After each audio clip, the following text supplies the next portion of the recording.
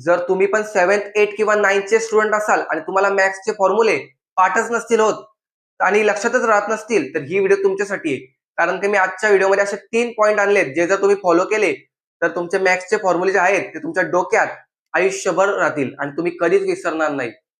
काही काही मुलांचं असतं ना, की मला मॅथ्स सॉल्व्ह करायचे, प्रॉब्लेम सॉल्व्ह करायचे, पण फॉर्म्युलेच लक्षात राहत नाही. त्यासाठीच ही व्हिडिओ आहे. व्हिडिओ तुम्ही शेवटपर्यंत बघा, त्यानंतर तुम्हाला मॅथ्सचे फॉर्म्युले लक्षात लगेच राहतील आणि तुम्ही कधीच ते विसरणार नाही. तर चला व्हिडिओ सुरू करूया. माझं नाव आहे जय आणि तुम्ही बघत आहात जेएम लर्निंग. आणि अशाच व्हिडिओसाठी, अशा टिप्स अँड ट्रिक्स किंवा मॅथ्सचे लेक्चरसाठी आपल्या चॅनलला सबस्क्राईब करून ठेवा.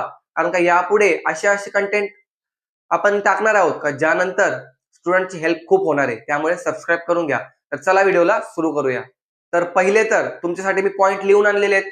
How to remember maths formulas 3 points. तर पॉइंट नंबर 1 आहे अंडरस्टँड द मिनिंग. म्हणजे काय? म्हणजे बरेच मुलं काय करतात, चल फॉर्म्युला बघितला, चॅप्टर उघडला, पहिला फॉर्म्युला असतो, चला फटाफट फॉर्म्युला रट्टा मारतो, हे असं असं लेट इंटू ब्रेथ असं रट्टा मारतो. आणि मग काय होतं, रट्टा मारता मारता तो लक्षात तर राहतो, पण थोड्या वेळाने गायब होऊन जातो तो डोक्यातनं. त्यामुळे तुम्हाला तो रट्टा नाही मारायचा आहे. पहिले तर तुम्हाला अंडरस्टँड द मिनिंग म्हणजेच त्या फॉर्म्युला तो का वापरतोय आपण, तो कसा आला हेही तुमच्या टेक्स्टबुक मध्ये दिलेलं असतं. तर ते पहिले तुम्ही समजून घ्या, तो कसा आलाय आणि तो आपल्याला फॉर्म्युला का वापरायचे. जर तुम्हाला हे समजलं तर तो फॉर्म्युला तुमच्या लक्षात लगेच राहील आणि मग फॉर्म्युला लक्षात राहिला तर तुम्ही प्रॉब्लेम सॉल्व्ह तर करूच शकता. तर बघूया आता पॉइंट नंबर 2. तर पॉइंट नंबर 2 आहे राईट द फॉर्म्युला रिपीटेडली. म्हणजे काय? बरेच मुलं काय करतात, फॉर्म्युला बघतात, चला पाठ करतो, फटाफट पाठ केला, नंतर गुल. पण तुम्हाला तसं नाही करायचंय. तो फॉर्म्युला पाठ करा, पहिले समजून घ्या, understand the meaning, point number 1. नंतर राईट द फॉर्म्युला रिपीटेडली. म्हणजे तुम्हाला तो फॉर्म्युला एक रफ पेजवर किती 5 ते 6 वेळा लिहायचे न बघता. आणि जेव्हा तुम्ही असं कराल त्यानंतर तो फॉर्म्युला तुमच्या 100% डोक्यात बसलेला असेल. आणि जर हे करून पण नाही बसला तर अजून 4-5 वेळा लिहा. मग तर 100% तो फॉर्म्युला तुमच्या डोक्यात बसेलच बसेल.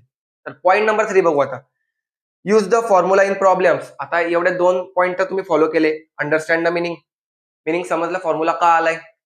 Write the formula repeatedly, formula लिहून लिहून पाठ केला, आता डोक्यात बसला. पण परत विसरू शकतो आपण, त्यासाठी हा पॉइंट नंबर 3 आहे, use the formula in problems. आता कोणती गोष्ट वापरली तर ती गोष्ट जास्त आपल्याला लक्षात राहते. पण त्यासाठी तुम्हाला काय करायचंय, आता तो फॉर्म्युला जो तुमचा पाठ झालाय तो 2 ते 3 प्रॉब्लेम सॉल्व्ह करून तो फॉर्म्युला वापरून करून बघा सॉल्व्ह प्रॉब्लेम. जर तुम्हाला जमलं, तो सॉल्व्ह झाला प्रॉब्लेम आणि फॉर्म्युला वापरले तुम्ही, तर तो फॉर्म्युला तुमच्या डोक्यात बसेलच.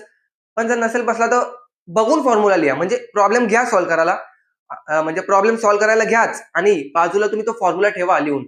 आणि मग तो बघून बघून तो वापरा फॉर्म्युला. म्हणजे याच्यामध्ये मॅथ्सचे आपले प्रॉब्लेम सॉल्व्ह करताना भले तुम्ही तो बघून जर वापरला फॉर्म्युला तरी चालेल, पण वापरा तो फॉर्म्युला, तो यूज करा त्या प्रॉब्लेम सॉल्व्ह करताना. जर तुम्ही असं केलं तर तो फॉर्म्युला 100% तुमच्या डोक्यात बसेल. आणि हे 3 पॉइंट तुम्हाला खूप हेल्प करणार आहेत तो फॉर्म्युला लक्षात ठेवण्यासाठी. त्यामुळे असे ट्रिक्स पुढे येणार आहेत, म्हणून आपल्या चॅनलला आता सबस्क्राईब करून घ्या. आणि एक जाता जाता एकच गोष्ट सांगतो, अशी कोणतीच गोष्ट नाहीये की जी इम्पॉसिबल आहे. तुम्ही जर ठरवलं ना की मला करायचे म्हणजे करायचे, तर तुम्ही काहीही करू शकता. आणि एक गोष्ट सांगतो, जर तुम्हाला 7 किंवा 8 किंवा 9 स्टँडर्डचे PYQ मी सॉल्व्ह करून तुम्हाला, म्हणजे सॉल्व्ह करता करता जर अख्खा कन्सेप्ट समजू असं तुम्हाला वाटत असेल तर कमेंटमध्ये लिहा PYQ. कमेंटमध्ये लिहा PYQ. म्हणजे आपण PYQ इथं सॉल्व्ह करून तुमच्या सोबत मी सॉल्व्ह करेल आणि आपण तयारी अशी करू त्या कमी दिवसात का तुमचे स्कोर होणार आहेत 95% आरामात. त्यामुळे आपल्या चॅनलला सबस्क्राईब करून घ्या. मी अजय, भेटूया नवीन व्हिडिओमध्ये. तोपर्यंत धन्यवाद.